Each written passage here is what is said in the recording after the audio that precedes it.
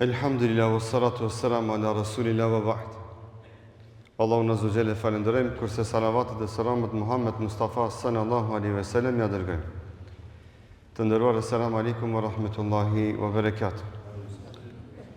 Sot me lenin Allahu azza wa jall vazhdojmë fjalimin e pejgamberit sallallahu alaihi wasallam dhe ndërhyrjen e tij në rastin e vrasjes që kishte ndodhur mes dy fisëve. E që Muhamedi s.a.s. ju thot, o ju njerëz në mesin tuaj është tu vrasja. E tha Muhamedi s.a.s. vallahi, ka me va obligu që këty të vramit me apaguj gjak, e që është 100 deve. Muhamedi s.a.s. ndërhyn me këtë ndërhyrje që me i vetëdisu dhe mu abu me dije si ignoranca në mesin e njerëzve sjell vrasje. Dhe se prej këtij momentit Muhamedi s.a.s. do të merr masa konkrete, hynore dhe preventive që më vrasjet të mos ndodhin në mesin e besimtarëve e njerëzimit në përgjithësi. Aty ku ka gjykim me sheriat, aty ku ruhet dini dhe duhet islami, aty nuk ka vrasje. Ku njerëzit gjykojnë me sheriat dhe e dinë se çfarë dënimi të madh në ditën e gjykimit ka një njeri që ka marrë guximin me prek gjakun e huaj, ai ka frikë me ngre dorë ndaj dikujt tjetër, pa më parasysh se çfarë gabimi ka bë ai ndaj njeriut konkret apo ndaj dikujt tjetër. Por kur s'ka frikën e Allahut, s'ka sheriat në zemrën e vet, s'ka takvallëk këto, ai natyrisht është mendje madh, është zullumçar, dhe është njeri i cili te kalon gjitha ligjet e Allahut te bareke ve teala. I tha Muhamedi sallallahu alaihi wasallam la udiyannahu. Tha va obligoj t'ja paguni gjakun këtij njeriut. E pastaj tha Muhamedi sallallahu alaihi wasallam, prej këtij momentit e tutje, ju thot me kelive, dhe ju thot besimtarve në përgjithësi, prej sot e tutje, kushdo që merr guximin dhe vret dikant, ka mjalon të drejtën familjes dhe familjarëve, ose të kërkojnë vrasjen e vrasësit, ose të kërkojnë shpagimin e gjakut të vramit. Dhe kjo mbetet në dorën e familjes që me vendos, kur dikush kryen një vrasje, familja vendos dhe a lën në dorë pushtetit dhe i thot, na pranojmë pagimin e gjakut, ne dojmë që të vritet ky njeri, sepse është i dëmshëm për shoqërinë dhe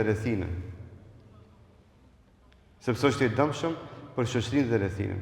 Ose thot, e lëshon penjë, thot kërkojmë shpagimin e gjakut, ose shkon në verzionin e tretë që thot Allahu azza wa jall wa an ta'fu aqrabu lit-taqwa. E me afal është më afër devotshmërisë. Ma muslimanlëk është me afal atij që bën ndonjë vepër të keqe, se ti tregohesh i madh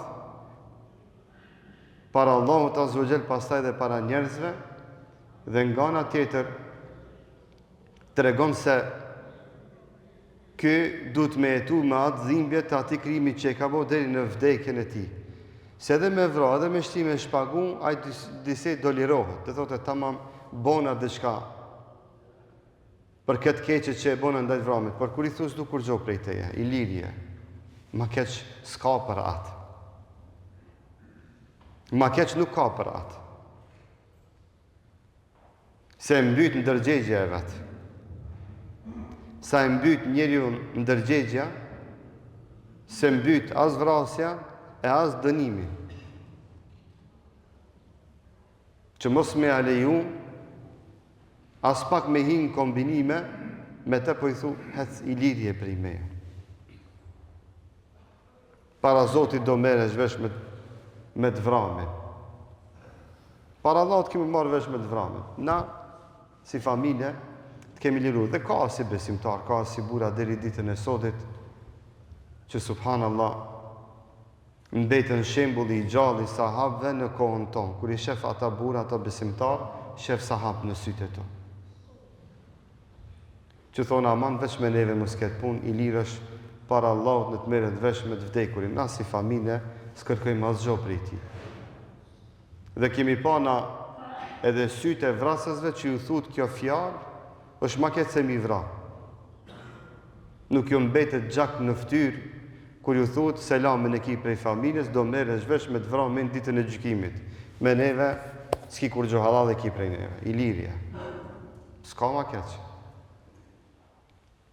Andaj Muhamedi s.a.s. e sjell këtë vendim dhe këtë ferman e jep në brendit të qabës dhe ju thot prej sot e tutje kushdo që bën vrasje, familja do merret dhe të ta sjellë vendimin se çfarë do të bën me të vdekurin, e shteti dhe pushteti ka me marrën përsipër me e zbatun urdhin e familjes.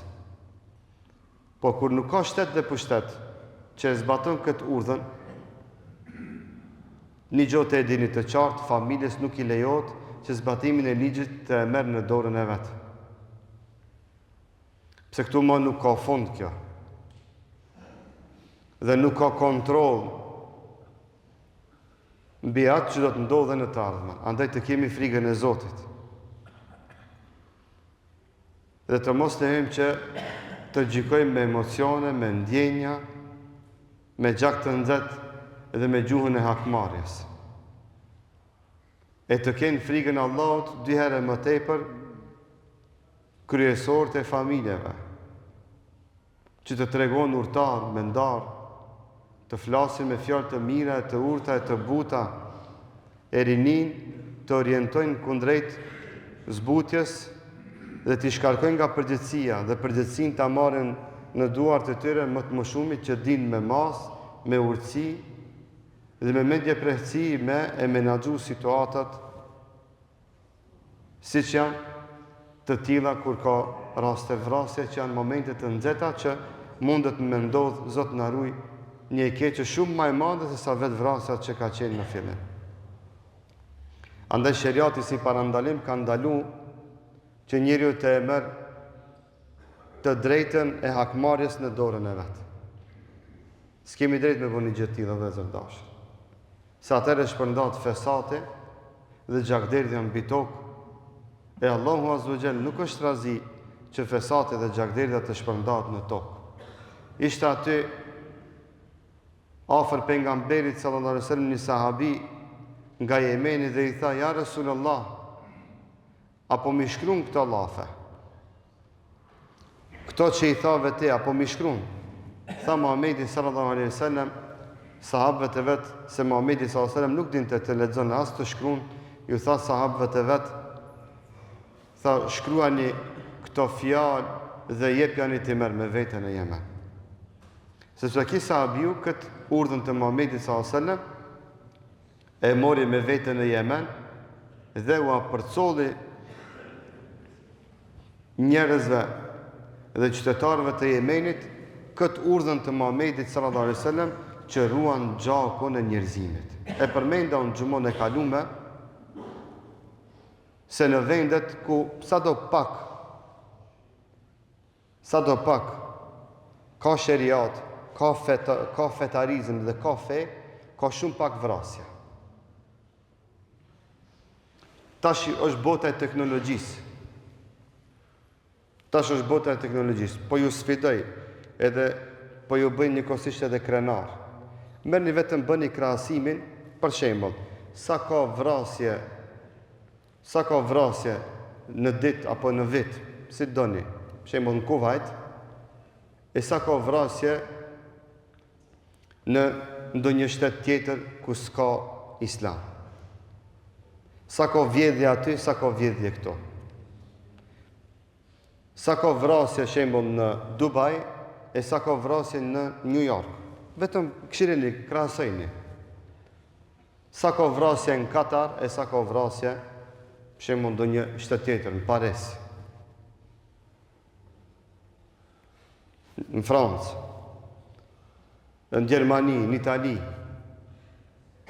Bëni krahasimin e vendeve islame me vendet jo islame. S'po foli për këto vendet ku ka luftë, se përfshi këto as Irakun, se përfshi as Afganistanin, se aty dikush u ka imponu një luftë, dhe aty ka luftë, është gjendje lufte. Sa ka vrasje në Jordani, sa ka vrasje dikun tjetër. Bëjt një krahasime në vende ku ka qetësi momentalisht, ku s'ka luftë, kini muhabit o vëllezër. Kini muhabit me shifrat, me numrat që janë. Pse ky rregull, ky parim aty sundan. Sundan ky rregull, ky parim. Andaj Allahu Azza wa Jalla thot: "Walakum fil qisasi hayatu ya ulil albab." Dhe për juve Allahu ka përcaktuar në sheriat, me sheriat, jetë, o ju që keni logjik të shëndosh. Se sheriati s'ka ardhur me qëllim me vra e me mbyt, ka ardhur me qëllim që njerëzve me ju dhon jetë, me ju dhon siguri, rahati, me jetu mirë dhe rahat, mos kesh frikë se kujt i kujtohet mundet me të vra e mas 2 viteve me dal pi burget. Apo hiç mos me hin burg, bile me lon të vramin edhe fajtor. Kjo s'ndodh tek muslimanët dhe në vendet ku ka islam. Kjo s'mundet me ndodh. S'mundet me ndodh.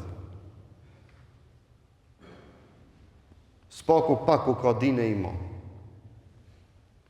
Andaj, sheriati ka ardhur me na dhon neve jetë, me na dhon rahati, siguri, mirëqenje. Isha më ka ndodhën në haxh me haxhiler që vinin pikërisht prej Amerike kanë qenë, edhe rinin njerëzit në thellësi të natës së rrugëve, bënin pikniqe me çaj me kafe, sa atë janë mbrëmje është ma freskët, edhe ai thonë të këto a janë tarmatos, ta kanë, as tarmatos nuk janë, as sigurim nuk kanë, as patrol policore nuk ka. Po flas në vendet që janë shkretir midis Mekës dhe Medinës, shkretir. Është ndalë njeriu në rrugë, ta falë namazin, e ka marrë një sexhadë e ka shtru, edhe është ndalë, është ullë me familjen e vet, pushon atë. Sa kjo e disa rrezikon këtë kohë me ndodhë në disa vendet Amerikës, apo në disa vendet tjera të botës. Thash vallaj që aty flej, askush nuk vjen me ta prish gjumin. Edhe pse sa varëjtje ka, sa duhet më bëma muslimane është tjetër punë.